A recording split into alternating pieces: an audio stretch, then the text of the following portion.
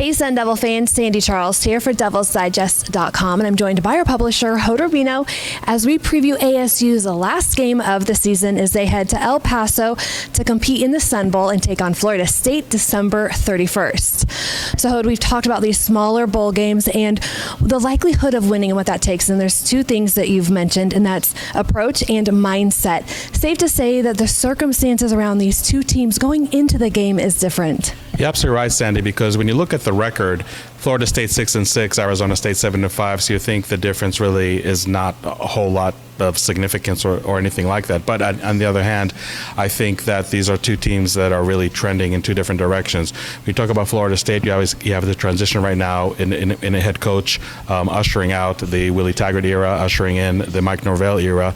And you always wonder in such situations, how do the upperclassmen, especially the seniors, react to all of this when they play their last game of the season, which is a bowl game? Are they just going through the motions, wanting to get this game over with, wanting to get this season over with and be on their merry way? Or are they really actually motivated to go out with a blaze of glory, so to speak? And if the upperclassmen do have that negative attitude, so to speak, you can't help but be an underclassman looking up to your leaders and acting accordingly and really having the same mindset. Another issue that I see is that I'm not calling Florida State a blue blood by any means, but let's face it, I think the prevailing attitude from Tallahassee right now is that this bowl is beneath them. You look at the caliber of bowls they played in the last 5 games. They played for national championship in 2014, just about 5 years ago. They played in the BCS Bowl while it was still existing. They play in New Year's Day bowls, seems like each and every year up until the last couple of years. So for them now to go to a bowl like the Sun Bowl, travel across country to a bowl they haven't played since 1966, that's something that it might be really hard for Florida State fans and maybe even the players to swallow. I hear some folks there in Tallahassee calling this an exhibition game, even though obviously it does count in the win and loss standing. So when you look at all those factors, I think there's a real chance that it can have an effect on the game. And I look at Arizona State. It's a team that did finish with good momentum, beating Oregon, beating U of A. They're very excited about their recruiting class. There's still some more names to come that are going to make it even better. So the immediate future of this team is definitely promising. Yes, there were a lot of assistant coaching changes in Tempe, but I think that overall all those changes have been taken really positively by the players and by the fans. So I think that's a different vibe altogether around the program. Another thing to look at, Arizona State's going to have some key absences, especially on offense in this game, and I think you're going to have a lot of reserves, a lot of seldom used players. They're really going to try to use this game to really showcase themselves because they're going to get the most snaps they've received all season long. There's not really a whole lot of film maybe for them to show up until now, but the Sun Bowl really does offer that opportunity. Going back to the recruiting class, you can have a really good group of newcomers showing up on campus, half of this class, about 10 or so, as early as next month. So these returning players really have to establish themselves in the depth chart right here, right now, and the Sun Bowl should give them a great opportunity to have some kind of momentum going into spring practice and holding off a very talented group of newcomers. I'm not saying that Herm Edwards didn't really talk about the importance of winning Las Vegas Bowl this time last year, but I really feel that every time he talks about this Sun Bowl, he really emphasize the importance that we need to win this bowl game. That was a direct quote from him. And even though a win would only reflect a one-win difference between last year and this year, that's a very necessary baby step to show that this program is going in the right direction. So I think when you look at all those factors, just the vibe and the mindset of both teams, I think Arizona State has an edge. It's not the end-all be-all, but I think it's still pretty significant. Now, when you look at Florida State's offense, they are without their top 2 running backs, and they've struggled in the passing game. How can ASU's defense capitalize on this? Yeah, they're definitely in a real tough spot. Cam Akers, their top running back, is sitting out the ball game to prepare for the NFL draft. The backup running back, Kalen LeBourne, was injured during bowl practices, so he's going to sit out. So it's a virtual guarantee that you're going to have either walk-on playing at running back for Florida State, or you're going to have some wide receivers seeing some time over there too. This wasn't a great running game for the Seminoles all year long, and it was good. Cam Akers was leading the charge. Without them, this definitely has a potential to be a very one-dimensional offense in El Paso on the 31st. when you look at their quarterback, James Blackman, he's been really inconsistent all year long. He's not a quarterback that can really pick apart defenses, not a quarterback that can really sustain long drives, and that's when he had Cam Akers all year long, and now without having him, that puts that deficiency that much more on display. He has a very talented wide receiver in Tamarian Terry. I'm sure he's going to get extra attention from the ASU defensive backs all game long, but not really a lot of depth behind him. So I think that's something that even with the one dimension that they are going to put in display, which is the passing game, they definitely have some opportunities over there for the Arizona State defense to come up on top. I think what really helps the Arizona State defense over here is that because Florida State is not probably going to run the ball at all that much, and Arizona State hasn't been very good in crowding line of scrimmage and really creating havoc in the backfield, they can just put 3-4 players on the line of scrimmage and just drop as many players in coverage, dare Florida State to run, and really dare James Blackman to do something he really hasn't done all year long, especially on a consistent level, and that's really to really pick apart a defense.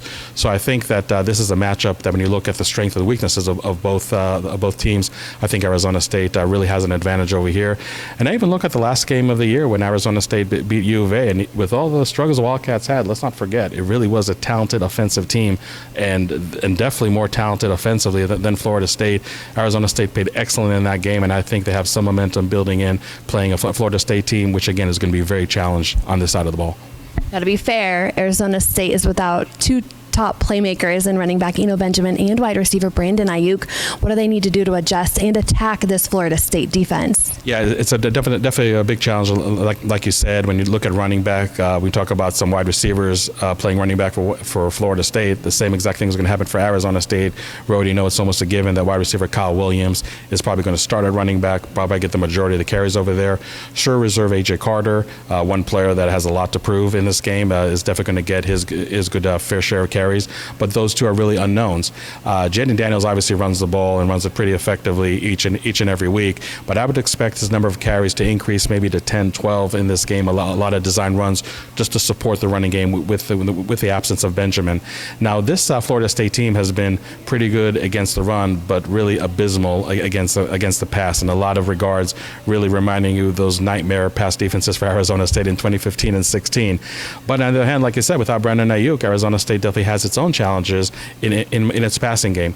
Now, on the one hand, Florida State's pass rush is really not that efficient at all. So I think Jaden Daniels, for the most part, should have a lot of time in the pocket to really pick apart that defense. He's a very accurate quarterback, as we know, threw only 2 interceptions all year long. So if you can give him more time in the pocket, that can really help Arizona State and really help a lot of those young wide receivers that they really want to prove a lot for themselves.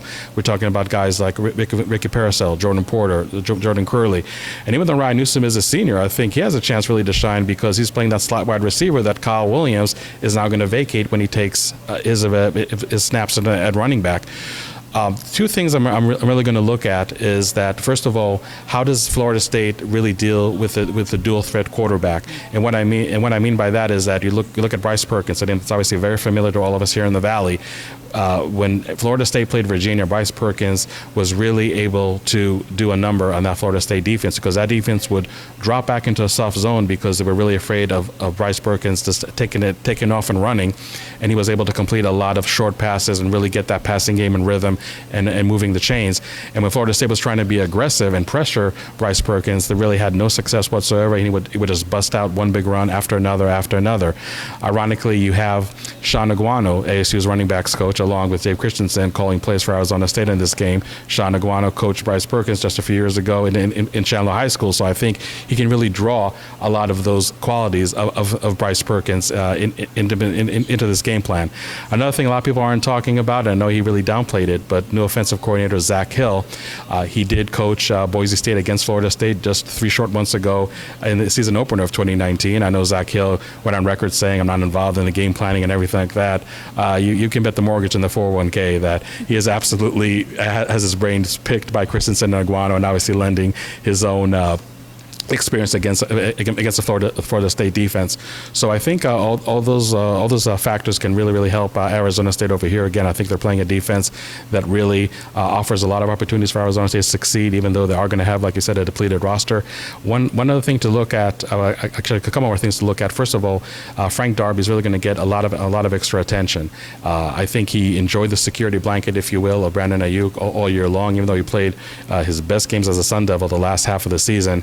A lot of those defenses really had to pay a lot of attention to Brandon Ayuk, and Darby saw a lot of one-on-one matchups. Is that going to be the case in the Sun Bowl? Are Florida State going to take their chances with the other young wide receivers and really double-team Frank Darby more than he ever has been double-teamed this year, if not his Sun Devil career? And how does he deal with that? And obviously, more importantly, how do the young wide receivers around him deal with that set of circumstances as well?